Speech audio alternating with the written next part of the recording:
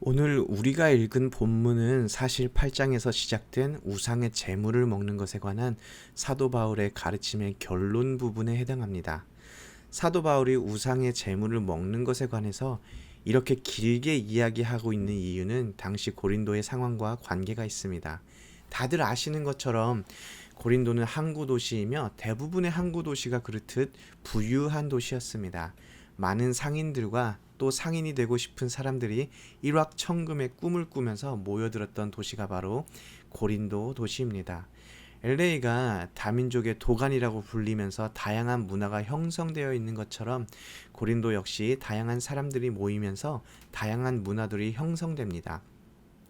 다양한 문화들이 형성되면서 고린도에는 자연스럽게 또한 다양한 종류의 우상들이 생겨나기 시작합니다. 우상들이 많이 생겨나면 또 무엇이 많이 생겨나게 될까요? 자연스럽게 우상들을 향한 종교 의식들이 많이 생겨나기 시작했습니다. 그리고 아주 자연스럽게 우상을 향해 바쳤던 고기들이 시장을 통해 유통되었습니다. 우상에게 바쳤던 고기들이 시장에 팔리게 되었는데 그 양이 적지 않았던 것으로 보입니다. 여러분, 우리가 마켓에서 사오는 고기 중에 우상 숭배에 사용했던 고기가 섞여 있다면 어떠세요? 기분이 조금 찝찝하지요? 문제는 어떤 고기가 우상에 바쳐졌던 고기인지 구분할 수가 없다는 것입니다. 군인들도 머리를 빡빡 깎아 놓으면 서로 구분이 잘 안 되는데, 심지어 잘 다듬어진 고기를 놓고 제사상에 올려진 고기인지 아닌지, 이 삼겹살을 보면서 이 삼겹살이 제사상에 올라갔던 삼겹살이고 이건 제사상에 올라갔던 삼겹살이 아니네 라고 누가 말할 수가 있겠습니까? 이와 같은 상황 속에서 어떤 선택을 하실 것 같습니까?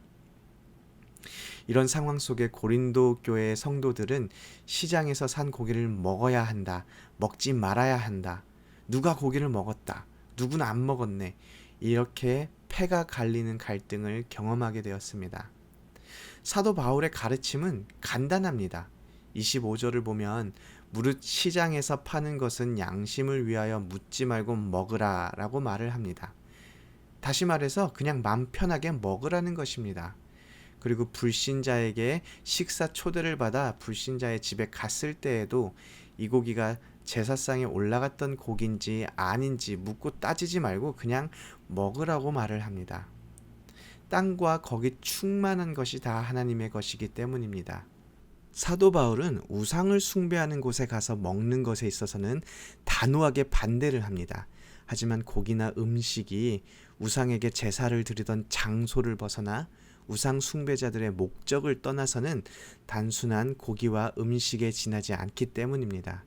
그런데 누군가 그 고기가 우상의 제물에 올라갔던 고기였다라는 사실을 알려주거나 알게 된다면 내 양심을 위해서가 아니라 그 말을 했던 사람을 위해서 먹지 말아야 한다고 말을 합니다.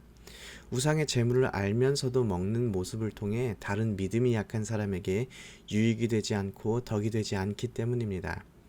오늘 본문을 보면 우상의 제물을 먹어야 하는가 먹지 말아야 하는가가 표면적으로 드러나 보이는 문제지만 오늘 말씀을 통해서 우리에게 들려주는 신앙의 원리가 있습니다. 우리가 찾아내야 하는 신앙의 원리는 이방인들 속에서, 달리 말해서 세상 속에서 그리스도인들은 궁극적으로 하나님의 영광을 위해서 살아가야 한다는 것입니다. 23절을 보면 모든 것이 가하나 모든 것은 유익한 것은 아니요 모든 것이 가하나 모든 것이 덕을 세우는 것이 아니니 라고 사도 바울이 말을 합니다. 우리에게는 그리스도 안에서 자유가 있습니다. 하지만 그 자유를 모두 누리는 것이 유익한 것이 아니며 덕을 세우는 것이 아님을 사도 바울이 지적하고 있습니다. 우상의 제물에 올라갔던 고기를 먹을 자유가 있습니다. 하지만 나의 자유가 다른 사람에게 걸림이 된다면 우리는 그 자유를 포기할 줄 알아야 합니다. 조금 충격적인 말씀을 드리자면 우리가 많이 듣고 알고 있는 23절의 말씀에 모든 것이 가하나라는 부분은 많은 학자들이 사도 바울이 했던 말이 아니라고 주장합니다. 고린도전서 6장 12절과 같이 교회 내부에 모든 것이 가하다라고 주장하는 사람들이 있었습니다. 즉 다시 말해서 사도 바울은 모든 것이 가하다라고 말을 하지 않고 있는 것이지요.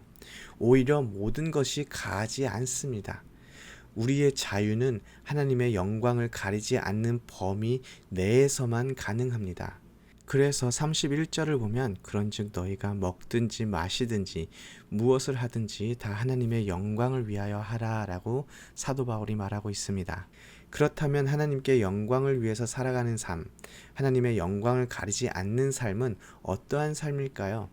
우리는 하나님의 영광을 위해서 살아가는 삶을 떠올릴 때 교회를 섬기는 것을 생각합니다.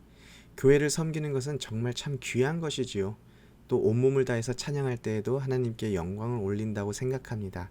물론 우리가 전심으로 교회를 섬기고 하나님을 찬양할 때 하나님은 영광을 받습니다. 그런데 정말 그것이 다일까요? 힌트는 오늘 본문 24절과 32절, 33절에 있습니다. 제가 읽어보겠습니다. 24절입니다. 누구든지 자기의 유익을 구하지 말고 남의 유익을 구하라. 32절과 33절도 읽어보겠습니다. 유대인에게나 헬라인에게나 하나님의 교회에나 거치는 자가 되지 말고 나와 같이 모든 일에 모든 사람을 기쁘게 하여 자신의 유익을 구하지 아니하고 많은 사람의 유익을 구하여 그들로 구원을 받게 하라. 눈여겨볼 것은 하나님께 영광을 올리는 삶의 모습에는 나뿐만이 아니라 남이 있습니다. 나 홀로 하나님 영광 받으소서 외치는 것만으로는 부족합니다. 내가 먹는 것, 마시는 것, 입는 것, 하는 말, 행동 등이 내 주변 사람들에게 어떠한 영향을 주는지에 따라 하나님이 영광을 받으시기도 하고 영광이 가려지기도 합니다. 우리는 예수 그리스도 안에서 자유가 있지만 우리의 자유가 하나님의 영광을 높이는 삶 안에서의 자유라는 것입니다. 저는 제가 술을 마셔도 천국에 간다고 믿습니다.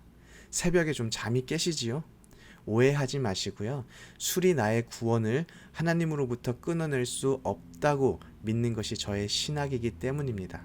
다시 한번 오해하지 마시고요. 저는 술을 마시지 않고 또한 술 마시는 것에 대해 괜찮다고 말하지도 않을 것입니다. 술을 마시게 되는 것으로 믿음이 연약한 분들이 시험을 당하거나 교회에 걸림이 되며 하나님의 영광을 가리게 되는 것을 두려워하기 때문입니다.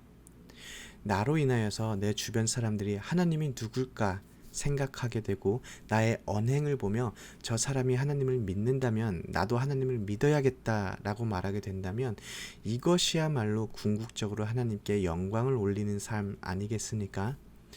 그리스도인들은 어쩔 수 없이 이 세상을 살아가며 하나님 모르는 사람들과 관계를 맺으며 살아갈 수밖에 없습니다. 여러분들 직장에서도 그렇고요. 인사를 나누는 이웃과도 그렇고요. 학교에서도 마찬가지입니다. 그 속에서 우리는 하나님께 영광을 올리는 삶을 살아가셔야 합니다. 우리의 언행을 통해서 하나님을 모르는 분들이 하나님을 알고 싶게 되고 영접한다면 이보다 더 큰 영광은 없습니다. 우리의 매일 삶이 하나님께 영광을 올리는 삶이 되기를 소원합니다.